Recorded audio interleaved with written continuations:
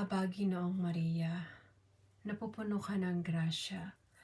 Ang Panginoon Diyos ay sumasa iyo. Bukod kang pinagpala sa babaeng lahat, pinagpala naman ang iyong anak na si Jesus.